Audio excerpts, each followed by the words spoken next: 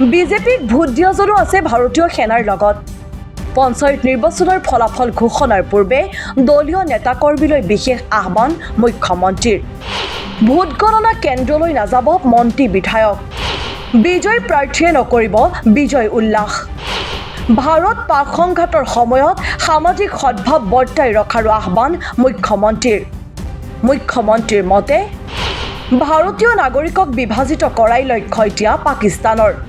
সামাজিক সদ্ভাৱ বৰ্তাই ৰখাৰ স্বাৰ্থত বিজেপি নেতাকৰ্মীক উদ্দেশ্যি মুখ্যমন্ত্ৰীৰ আহ্বান। মন্দিৰ মছজিদ গীৰ্জা গুৰুদ্বাৰ সকলোৰে লগত ৰাখক সম্পৰ্ক।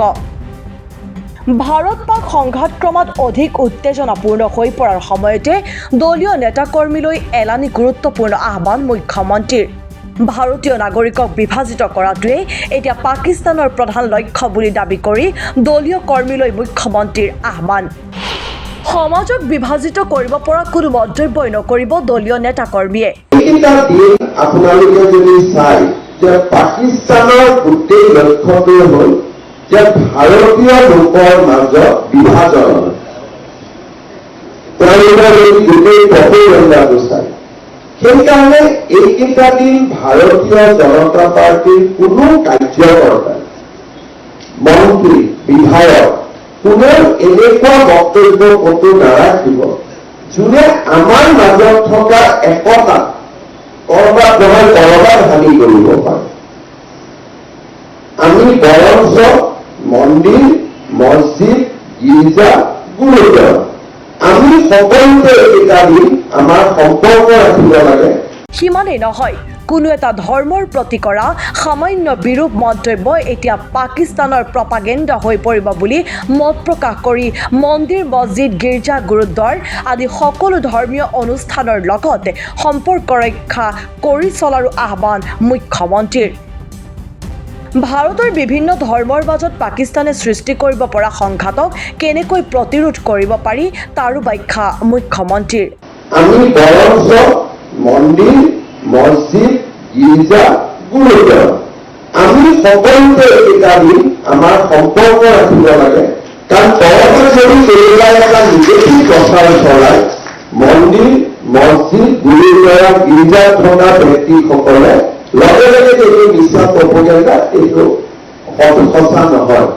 সেইকাৰণে এইকেইটা দিন আমি ধৰ্মীয় নেতা ৰিলিজিয়াছ লিডাৰ্ছ ৰিলিজিয়াছ ইনষ্টিটিউশ্যন এইখিনিৰ লগত বিজেপিয়ে যোগাযোগ ৰাখিব লাগে। কালি যদি সৰুকৈ ঘটনা এটা বোলে ধুবুৰীৰ পৰা হ'ল ই ধুবুৰীত নাথাকে ই গৈ পাকিস্তানী প্ৰপেগেণ্ডা হৈ যাব যিটো সাধাৰণতে আমি ইগনোৰ কৰোঁ। এইকেইটা দিন আমি ইগনোৰ কৰিব নোৱাৰো। সেইকাৰণে আমাৰ আন এটা দায়িত্ব হ'ল সামাজিক সদ্ভাৱ। এইকেইটা দিন আমি সামাজিক সদ্ভাৱ ৰাখিব লাগিব। সামাজিক সদ্ভাৱ ৰখাৰ এটা ডাঙৰ পথ হৈছে যে আমি আমাৰ অঞ্চলত নিজ নিজ ৰিলিজিয়াছ লিডাৰৰ লগত আমাৰ সম্পৰ্ক স্থাপন। যে আজি যদি কিবা এটা ঘটনা হৈছে য'ত নেকি পাকিস্তানে প্ৰপেগেণ্ডা কৰিছে এগেইনষ্ট হিন্দু তেতিয়া হিন্দুৰ মন্দিৰৰ পূজাৰীজনে ক'ব যে নাই এইবিলাক বিশ্বাস কৰা নহয় পাকিস্তানী। কোনোবা নহয় ভাৰতত খ্ৰীষ্টিয়ানৰ ওপৰত অত্যাচাৰ চলিছে গীৰ্জাৰ ৰাজজনে ক'ব যে ইয়াত একো হোৱা নাই এইবিলাক কি কৰিছে বোলে মুছলমানৰ ওপৰত কিবা হৈছে তেতিয়া মৌলবীজনে ক'ব ইয়াত একো নাই শিক্ষৰ ওপৰত হৈছে গুৰুদ্বাৰৰ যিজন থাকিব তেখেতে ক'ব যে আমাৰ ইয়াত একো হোৱাই নাই। যেতিয়া চাৰিজনে কৰিব তেতিয়া একো হোৱা নাই। সেইকাৰণে সকলো ধৰ্মৰ মানুহৰ লগত এটা সম্পৰ্ক ৰক্ষা কৰা। ইফালে কাইলৈ অনুষ্ঠিত হ'বলগীয়া পঞ্চায়ত নিৰ্বাচনৰ ভোট গণনাক লৈও দলীয় কৰ্মীৰ প্ৰতি বিশেষ আহ্বান মুখ্যমন্ত্ৰীৰ। মুখ্যমন্ত্ৰীৰ মতে এয়া বিজয় উল্লাসৰ সময় নহয়। পঞ্চায়ত নিৰ্বাচনত বিজয় প্ৰাৰ্থীয়ে কৰিব নালাগে বিজয় উল্লাস। কাৰণ বিজেপিক ভোট নিদিয়াজনো এতিয়া ভাৰতীয় সেনাৰ কাষত। মই এটা অনুৰোধ কৰিম অহাকালি পঞ্চায়তৰ ৰিজাল্ট দিব ভালো হ'ব কৰবাত বেয়া হ'ব কৰবাত ভাল হ'ব কিন্তু আজিৰ দিনটো ভাল হ'লেও বহুত উৎসাহ দেখুওৱাৰ সময় নহয়। কাৰণ ভোট নিদিয়াজন মানুহেও কিন্তু সেনা বাহিনীৰ লগত আছে দিয়াজন বিজেপিৰ লগত আছে কিন্তু নিদিয়াজনো সেনা বাহিনীৰ লগত আছে। আমি ইমানেই স্পৰ্শকাতৰ হ'ব লাগিব যে কালি জিকাৰ পিছত য'ত আমি জিকো, সাধাৰণতে আমি পলিটিকেল পাৰ্টি জিকিলে অলপ ফূৰ্তি কৰাটো এটা স্বভাৱ, অহাকালি টিভিৰ স্ক্ৰীণত আমি সেইটো দেখা পাব নালাগে। সকলোকে আমি স্পষ্ট নিৰ্দেশ পঠাব লাগে যে কালি ৰাইজৰ যিয়েই আদেশ নহওক কিয় তাক আমি কালি বিলম্বতাৰে সৈতে ল'ব লাগে।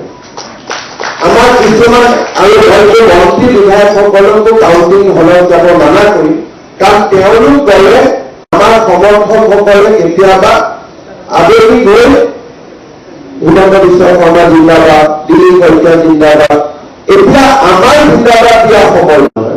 উল্লেখ্য যে চৰকাৰৰ 4 বছৰীয়া বৰ্ষপূৰ্তি উপলক্ষে শনিবাৰে বাজপেয়ী ভৱনত দলীয় নেতা কৰ্মীক সম্বোধন কৰে মুখ্যমন্ত্ৰী হিমন্ত বিশ্ব শৰ্মাই।